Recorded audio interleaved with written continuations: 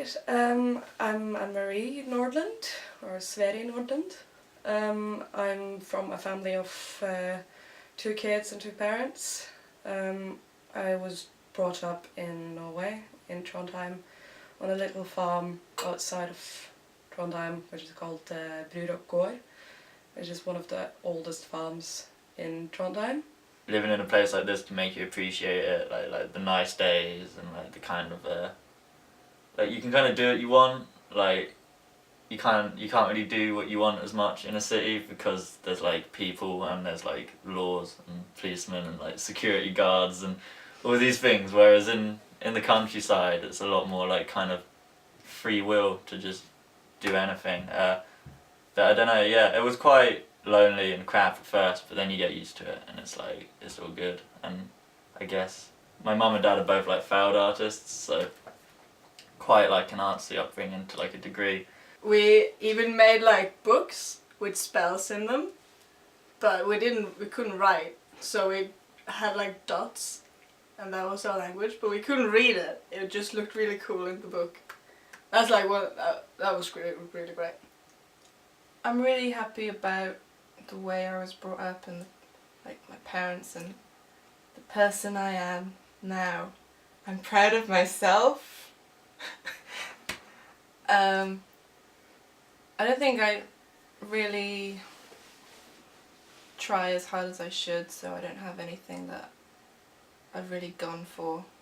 When I left to South Africa by myself when I was 19, that was really scary, but I kind of needed to get away from like everything, and then I actually was gonna go to the army. What he's done is he's stolen my dream and he's moved to New Zealand. He lives in New Zealand now and he's a tree surgeon. There's a lot. I think more specifically it's probably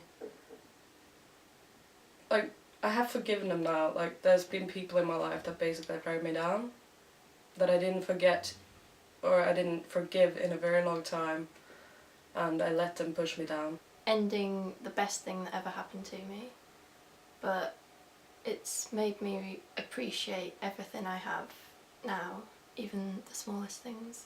That's probably it. That I don't have as much motivation as I should. I think I could have made more of myself if I'd tried harder, but I'm quite comfortable being where I am at the moment. Yeah. Asia and South America most, I think. As soon as I've got my degree and I've started earning a bit of money, then I'm just going to be off. Yeah, I really don't want to have a job ever. Obviously, there's the getting famous and getting rich. I'm really hoping that's going to happen. And then the getting really good looking.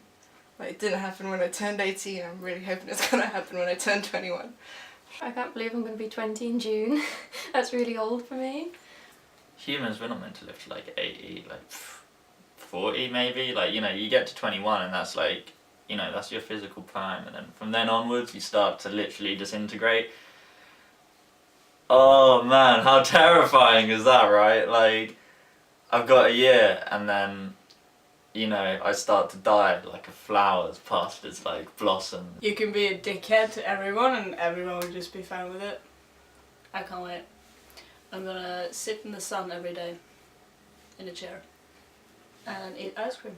I think about it a lot and I can't sleep a lot. But it's not the dying, it's the sort of what happens after death and how does that sort of... It's just nothing and then that's crazy. But then sometimes I try and be really cool and be like, well, I wasn't alive before, I can do it again, you know. That sort of thing. But I'm really scared.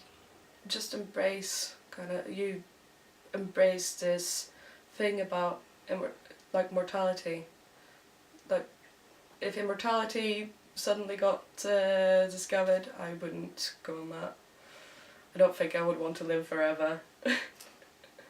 Because that would be a bit too much, I think.